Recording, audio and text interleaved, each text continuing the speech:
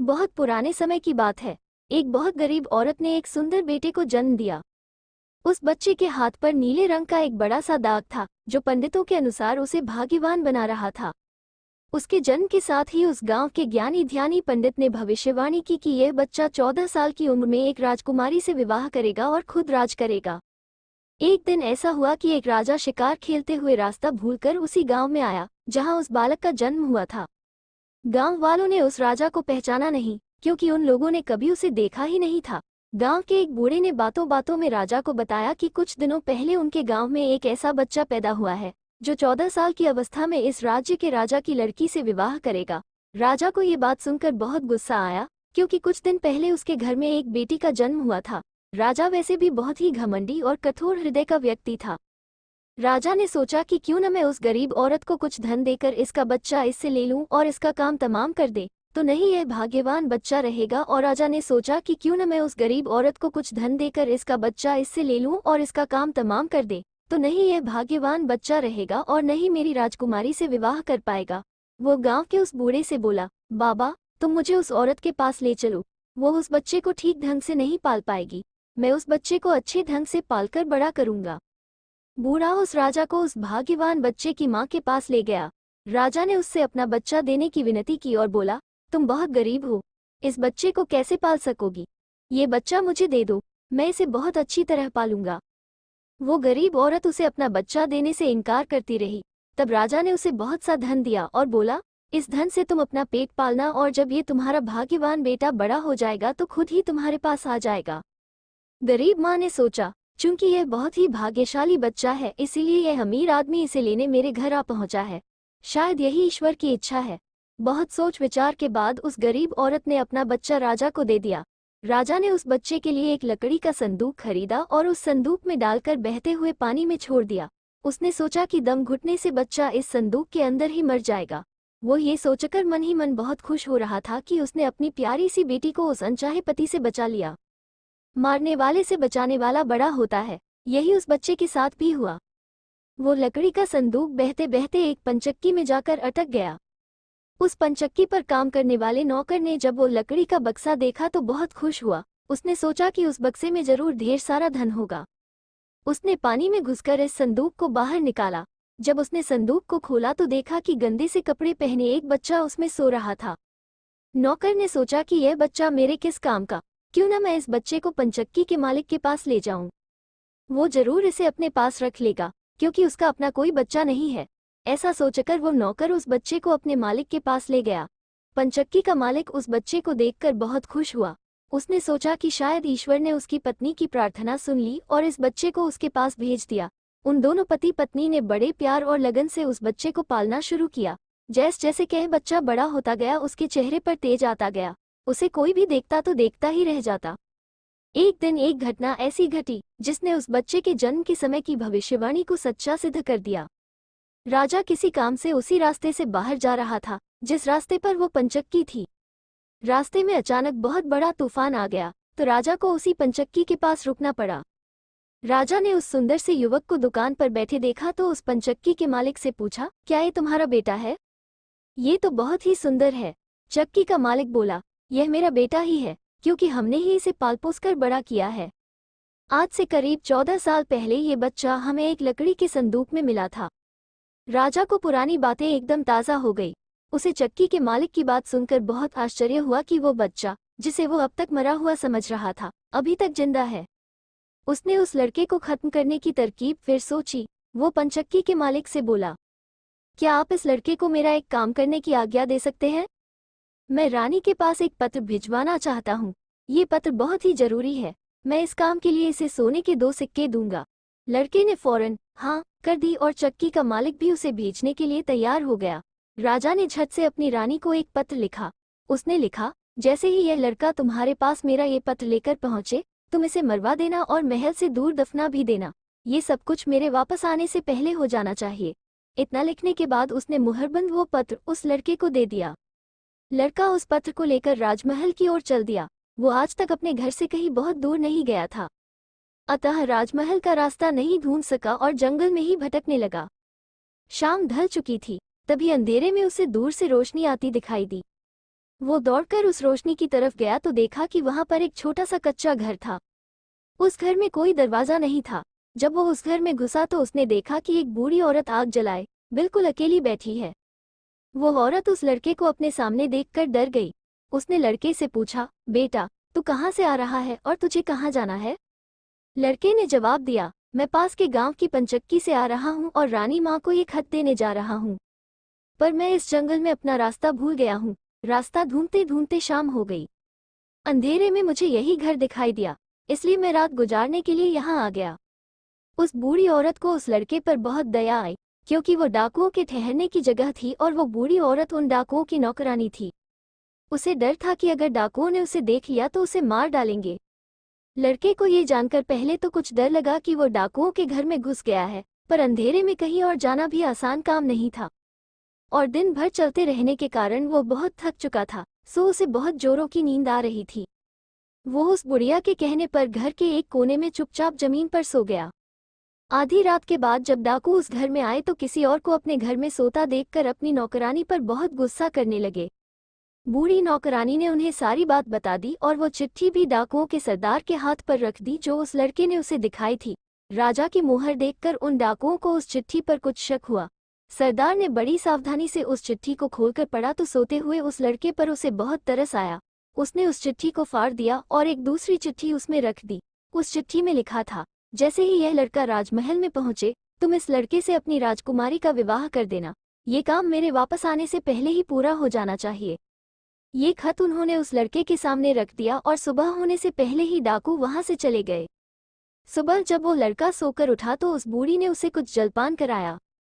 फिर वो लड़का राजमहल की ओर चल पड़ा। राजमहल पहुंचकर उसने वो खत रानी माँ तक पहुंचा दिया। रानी ने जब खत पढ़ा तो उसे बड़ा आश्चर्य हुआ कि राजा ने ये कैसी आज्ञा दी है, एक अनजान लड़के से वो अपनी राजकुमारी का विवाह कर दे। खत पर राजा की मुहर लगी हुई थी, अतः ये कोई धोखा भी नहीं हो सकता। राजा के वापस आने से पहले ही उसे अपनी बेटी का विवाह इस लड़के से करना था। रानी ने लड़के को अपने पास बुलवाया। उसका भोला भाला और सुंदर चेहरा उसे बहुत पसंद आया और उसने अगले ही दिन उससे अपनी बेटी का विवाह कर दिया। लड़का राजकुमारी के साथ सुख से उस महल में ही रहने लगा। कुछ महीनों बाद राजा वापस अपने राजमहल में आया तो उस लड़के के बारे में जानने के लिए बहुत उत्सुक था, पर उसे जब ये पता लगा कि रानी ने राजकुमारी का विवाह उसी लड़के से करवा दिया है तो उसे बहुत गुस्सा आया। जिस बात को वो नहीं होने देना चाहता था उसकी पत्नी ने वैसा ही कर दिया। उसने अपनी पत्नी से वो खत मांगा। राजा ने उसमें उस लड़के से राजकुमारी के विवाह की बात लिखी देखकर हतप्रभ रह गया। उसे लड़के पर शक हुआ कि वो पढ़ा लिखा है, जरूर रास्ते में खत बदल दिया होगा। उसने लड़के को अपने पास बुलवाया और उसे सच्चाई बताने की आज्ञा दी। लड़का बोला, हे राजन, मुझे कुछ नहीं पता कि इस खत में आपने क्या लिखा था, क्योंकि मैं तो इसे ऐसा ही लेकर आ गया। हाँ, जंगल में मैंने एक पुराने घर में रात जरूर गुजारी थी, क्योंकि मैं राजमहल का रास्ता नहीं ढूंढ पाया था और जंगल में भटक गया था। राजा को उस लड़के की बात पर विश्वास नहीं हुआ। वैसे भी राजा को उस लड़के से बहुत नफरत थी। वो नहीं चाहता था कि उसकी बेटी से शादी करने के बाद वह इस राज्य का राजा बने। वो लड़के से बोला, मेरी गैरहाजिरी में रानी ने मेरी बेटी की शादी तुझ कंगाल से कर दी है, पर मैं इस शादी को तब तक अपनी सहमति नहीं दूंगा जब तक तू मुझे शैतान के 3 सोने के बाल नहीं लाकर देगा। जब तू ये 3 सोने के बाल मुझे देगा तभी सही मायने में उसका पति बन पाएगा। राजा ने ऐसी असंभव शर्त इसलिए रखी थी कि 3 सोने के बाल ढूंढते ढूंढते ही यह लड़का कहीं मर खप जाएगा। इस प्रकार उसे इस लड़के से अपने आप छुटकारा मिल जाएगा। अब लड़के के आगे राजा की आज्ञा का पालन करने के अलावा कोई और रास्ता नहीं था, क्योंकि अगर वो राजा की आज्ञा का उल्लंघन करेगा तो भी राजा उसे मरवा देगा।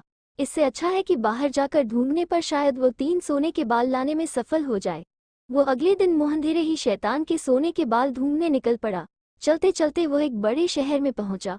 शहर की सीमा पर एक बड़ा सा गेट था जिस पर हथियारबंद सिपाही पहरा दे रहा था। सिपाही ने उस लड़के से पूछा, यहाँ तुम्हारा क्या काम है? क्या तुम कुछ समझते और जानते हो? लड़का बोला, मैं सब कुछ समझता और जानता हूँ। सिपाही बोला, अगर तुम सब कुछ जानते हो तो हम पर भी एक मेहरबानी करो। हमें भी बताओ कि शहर की सीमा पर यह जो कुआं है, पहले इससे मीठा पानी निकलता था, पर अब इसमें पानी ही नहीं है, ये सूख गया है, क्यों? लड़का बोला, अभी तुम थोड़ा सब्र करो, जब मैं अपना काम खत्म करके वापस आऊंगा तो तुम्हें बताऊंगा। इतना कहकर वह गेट से निकलकर आगे गया। उसके बाद वह दूसरे शहर के बड़े से गेट के पास पहुंचा तो वहां पर भी एक हथियारबंद सिपाही पहरा दे रहा था। उस सिपाही ने भी उस लड़के से पहले वाले सिपाही जैसा सवाल पूछा तो लड़के ने उसे भी वही जवाब दिया। सिपाही बोला, अगर तुम सब कुछ समझते और जानते हो तो कृपा करके मुझे इतना बताओ कि इस शहर की सीमा पर जो सेब का पेड़ लगा है उसमें पहले सोने के सेब लगते थे, पर अब ये पूरी तरह सूख गया है। अब इसमें पत्तियां भी नहीं लगती, ऐसा क्यों? लड़का बोला, थोड़ा इंतजार करो, अपना काम पूरा करके आने पर मैं इसका जवाब तुम्हें बताऊंगा। इतना कहकर वह आगे चल दिया और चलते चलते तीसरे शहर की सीमा पर पहुंचा तो वहां पर एक बड़ी सी नदी थी जिसमें एक छोटी सी नाव थी और एक नाविक उस पर बैठा था। नाविक ने उससे पूछा, तुम यहाँ क्यों आए हो और यहाँ के बारे में क्या समझते जानते हो? लड़का बोला, मैं सब कुछ जानता हूँ। नाविक बोला, अगर तुम सब कुछ समझते और जानते हो तो कृपा करके मुझे बताओ कि आने जाने के इस काम से मुझे छुटकारा कैसे मिलेगा? लड़का बोला, इस सवाल का जवाब मेरे वापस आने पर तुम्हें जरूर मिलेगा, पर पहले तुम मुझे नदी पार करवाओ। नाविक ने उसे अपनी नाव पर बैठाकर दूसरे किनारे पर छोड़ दिया। जैसे ही वो नदी के दूसरे किनारे पर गया उसे वहां नीचे की ओर जाने वाला कच्चा और अंधेरा सा रास्ता दिखाई दिया। वो उसी रास्ते पर चल पड़ा। काफी नीचे पहुंचने पर उसे एक बूढ़ी औरत आंगन में बैठी हुई दिखाई पड़ी। जैसे ही उसने उस घर में प्रवेश किया तो उस बूढ़ी औरत ने उससे पूछा, अरे बच्चे, तू कौन है और यहाँ पर क्यों आया है? तुझे पता नहीं कि यहाँ पर शैतान रहता है? लड़का बोला, मैं ठीक जगह पर आ गया हूँ, अब तुम मेरी सहायता करो। मुझे शैतान के सिर के 3 सोने के बाल चाहिए, नहीं तो मुझे मेरी पत्नी वापस नहीं मिलेगी। बूढ़ी औरत बोली, बेटा, ये तो तेरी बहुत बड़ी मांग है, इसे पूरा करना इतना आसान नहीं है। जब राक्षस घर वापस आकर तुझे यहाँ देखेगा तो कच्चा ही चबा जाएगा, इसलिए मुझे ही तेरी रक्षा करनी पड़ेगी। उस बूढ़ी औरत को लड़के पर तरस आ गया। उसने चीटा बनाकर उसे अपनी स्कर्ट की चुन्नटों में छुपा लिया। लड़का बोला, बूढ़ी माँ, मुझे आपसे 3 सवालों के जवाब भी पूछने हैं। पहला सवाल है, एक कुआं जिसमें से पहले शरबत की तरह मीठा पानी निकलता था, आजकल क्यों सूख गया है? दूसरा सवाल है कि एक सेब का पेड़ जिस पर पहले सोने के सेब लगते थे, अब उस पर पत्ते भी नहीं लगते, वो पेड़ क्यों सूख गया है? तीसरा सवाल है कि एक नाविक को क्यों हमेशा इधर से उधर जाना पड़ता है, उसे इससे छुटकारा क्यों नहीं मिलता? बूढ़ी धाय माँ बोली, ये तीनों बड़े कठिन सवाल हैं। इन सवालों के जवाब भी हमें राक्षस से ही मिल सकते हैं। मैं तेरे लिए ये कोशिश भी जरूर करूंगी, पर अब तू चुपचाप छुप जा, नहीं तो जिंदा नहीं बच सकता। शाम को राक्षस घर पहुंचा। अंदर घुसते ही उसने शोर मचाना शुरू कर दिया, मुझे अपने घर में किसी मनुष्य की गंध आ रही है, आज जरूर कुछ गड़बड़ है। यहाँ कौन आदमी आया था? इतना कहकर उसने पूरे घर में झांक कर देखा, पर उसे कोई भी मनुष्य नहीं मिला। उसकी धाय माँ उस पर गुस्सा करने लगी और बोली, अभी कुछ देर पहले ही तो मैंने पूरा घर साफ किया है, मुझे तो यहाँ कोई मनुष्य नहीं दिखाई दिया। लगता है तेरी नाक में ही मानस गंध घुस गई है, चुपचाप आराम से बैठ और भोजन कर। राक्षस को जब कोई मनुष्य नहीं मिला तो उसे अपनी धाय माँ की बात पर विश्वास करना पड़ा। वो चुपचाप खाना खाकर वही जमीन पर बिछी हुई बड़ी सी चटाई पर लेट गया। लेटते ही उसे नींद आ गई। उसकी धाय माँ भी आज उसके पास बिछी दूसरी चटाई पर लेट गई, क्योंकि आज उसे उस राक्षस के बालों से उसके सोने के 3 बाल तोड़ने थे। जब राक्षस नींद में जोर जोर से खटी लेने लगा तो धाय माँ ने उसके सिर से सोने का एक बाल उखाड़ लिया। राक्षस दर्द से कराह उठा, ओ माँ, तू ये क्या कर रही है? मेरे बाल क्यों खींच रही है? धाय माँ बोली, बेटा, मैंने अभी भयंकर सपना देखा तो डर के मारे तेरे बाल पकड़ लिए। राक्षस बोला, ऐसा कौन सा सपना था जिससे तू इतना डर गई? बूढ़ी धाय माँ बोली, मैंने सपने में देखा कि बाजार वाला कुआं जिससे शरबत निकलता था अब सूखा पड़ा है, इसमें किसका कसूर है? राक्षस बोला, इसे सिवाय मेरे कोई नहीं जानता। उस कुएं के नीचे एक बड़ा सा पत्थर है और उसी पत्थर के नीचे एक बड़ा सा मेघ रहता है। अगर उस बड़े से मेघ को मार दिया जाए तो उस कुएं से फिर से शरबत निकलना शुरू हो जाएगा। इतना कहकर राक्षस फिर जोर जोर से खटी भरने लगा। धाय माँ को जब विश्वास हो गया कि राक्षस पूरी तरह से सो गया है तो उसने उसके सिर से सोने का दूसरा बाल उखाड़ लिया। राक्षस फिर जोर से चीखा, ओ माँ, ये तू क्या कर रही है? धाय माँ बोली, बेटा, बुरा मत मान, मैंने फिर से एक अजीब सा सपना देखा था, तभी डर के मारे तेरे बाल मेरे हाथ में आ गए। राक्षस ने पूछा, ऐसा कैसा सपना था जिससे तू इतना डर गई थी? बूढ़ी माँ बोली, मैंने सपने में देखा कि उस राज की सीमा पर जो सेब का एक पेड़ है जिस पर पहले सोने के सेब लगते थे अब सूख गया है, इसके सूखने का क्या कारण है? राक्षस बोला, इस पेड़ की जड़ में एक चूहा रहता है जो इसकी जड़ों को काटता रहता है। अगर उस चूहे को मार दिया जाए तो वो पेड़ फिर से सोने के सेब देने लगेगा, पर अब तू मुझे अपने सपनों से परेशान मत कर, मुझे चैन से सोने दे। इतना कहकर थोड़ी देर बाद वह राक्षस फिर जोर जोर से खर्राटे लेने लगा। जैसे ही बूढ़ी माँ को लगा कि राक्षस सचमुच सो गया है, तो उसने तीसरी बार सोने का बाल उखाड़ लिया। अब तो राक्षस गुस्से से आग बबूला हो गया और धाय माँ को खरी खोटी सुनाने लगा। धाय माँ उसे शांत करने की कोशिश करने लगी, फिर बड़े प्यार से बोली, बेटा, मैं इन अजीब अजीब सपनों का क्या करूं? अभी अभी मैंने फिर से एक अजीब सपना देखा। राक्षस बोला, ऐसा कौन सा सपना देखा? जल्दी कह, मुझे जोर से नींद आ रही है। बूढ़ी माँ बोली, मैंने सपने में देखा कि मुझसे एक नाविक शिकायत कर रहा था कि उसे हर समय इधर से उधर जाना पड़ता है। उसे इससे छुटकारा क्यों नहीं मिलता? इसमें उसका क्या कसूर है? राक्षस बोला, वो नाविक मूर्ख है। जिस दिन वो किसी और आदमी के हाथ में अपना चप्पू दे देगा, उसे हर रोज के आने जाने से छुटकारा मिल जाएगा। इतना कहकर राक्षस फिर से अपनी चटाई पर लेट गया और खर्राटे लेने लगा। अब धाय माँ ने उस लड़के को अपनी स्कर्ट से निकाला और उसे 3 सोने के बाल देकर बोली, अपने तीनों सवालों के जवाब तो तू सुन ही चुका है। अब ये ले 3 बाल और तुरंत यहाँ से भाग जा। लड़के को असली रूप में करने के बाद धाय माँ ने झटपट उसे घर से बाहर निकाल दिया। लड़के ने हृदय से उसको धन्यवाद दिया और अपने ससुर के राज्य की ओर चल पड़ा। रास्ते में उसे फिर वही नाविक और पहरा देते हुए दोनों सिपाही मिले। नाविक ने जब उसे दूसरी ओर उतारा तो वो लड़का बोला, तुम अपना ये चप्पू किसी और के हाथ में दे देना, तभी तुम्हें इस रोज रोज के आने जाने से छुटकारा मिल जाएगा। जब सिपाही को उसने उसके प्रश्न का उत्तर बताया तो उसने बहुत सा धन एक गधे पर लाद कर उस लड़के को इनाम के रूप में दिया। वो उस धन से लदे हुए गधे को लेकर जब पहले सिपाही के पास पहुंचा तो उसे भी उसके प्रश्न का उत्तर बताया। उस सिपाही ने भी बहुत सा धन एक गधे पर लाद कर उसको इनाम दिया। अब वो सोने के 3 बाल और 2 गधों पर ढेर सारा धन लेकर अपने ससुर के पास पहुंचा तो उसे देखकर राजा हैरान रह गया। तीनों बाल और धन से भरे हुए 2 गधों को देखकर राजा ने उससे पूछा, तुम्हें यह इतना ढेर सारा धन कहाँ से मिला? लड़का बोला, मैं नदी के उस पार गया था, वहां मुझे बहुत सारा धन मिला, उसमें से कुछ धन मैं अपने साथ ले आया। राजा को लालच आ गया। वो लड़के से बोला, क्या मैं भी नदी के उस पार से तुम्हारी तरह कुछ धन ला सकता हूँ?